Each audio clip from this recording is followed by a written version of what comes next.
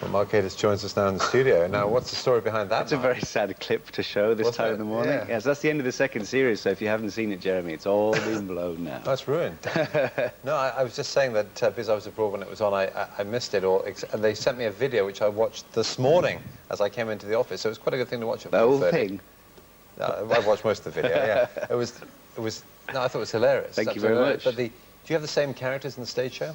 Yes, we've done it in two halves because we started live anyway, and the first half is sort of stripped down but wearing clothes, wearing tuxedos the way we used to do it with very few props, and then the second half is a kind of Royston Vasey costume extravaganza. Where does this whole business about the local shop and Are You Local come from?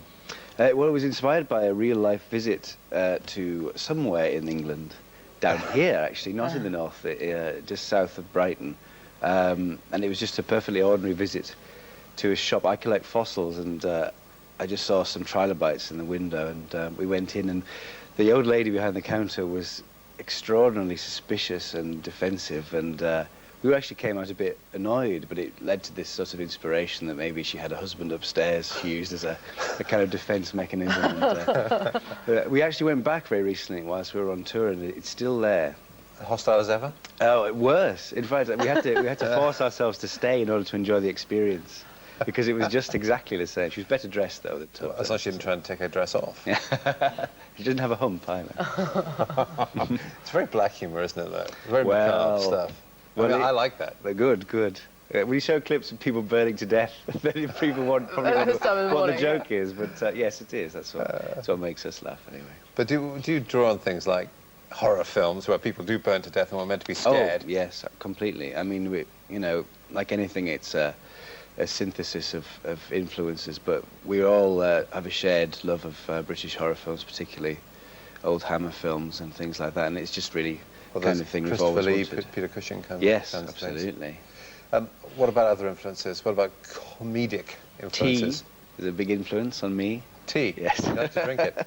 We have tea in this studio there. Elegant cup. Herbal only. Yes, well, we just adore, really, people like Ronnie Barker and Leonard Rossiter and John Cleese, just those kind of great comic monsters, and always the detail that they did in their performances, you know. I mean, Leonard Rossiter was just an absolute genius, and I think his greatest strength was that he was just an amazing actor, not a comedian.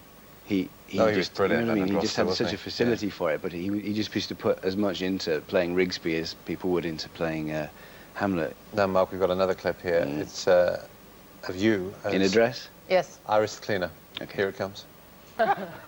Do you think there are these hidden stories in every town in Britain? Well, possibly further afield. We've sold the series all over the world now, and when I was in Switzerland a couple of years ago, some TV executives said, you know, we have shops like that where we come from, and Sweden as well. I think the whole kind of insular attitude is worldwide. It's not just our fault. Now, are you going to return to Royston Vasey to trawl for some more characters, or have you exhausted that particular village? I think it's a kind of, you know, vehicle. It's very useful, and as long as we're not blamed for the foot and mouth outbreak, then I think we possibly will. Well, we had the fires consuming the shop there. Now, you've done very well, of course. You've been widely feted, and you've won awards. Is it true that you dropped your BAFTA award on the tube and broke it? It is true. No, it's not my fault. They gave it to me in a paper bag, which seemed very secure. I wasn't drunk or anything, and I got to the top of Highbury Tube, and it just fell out the bottom. Smash. And chipped. But I've had it repaired now, and it looks lovely on my mantelpiece. See, they're probably expecting that you hand it to your chauffeur as you went into your limo. Well, quite, and I got the tube. You see. Well, so That's the BBC for you. We know too well. Mark, thanks very much for joining us. Pleasure. Now, we've been promising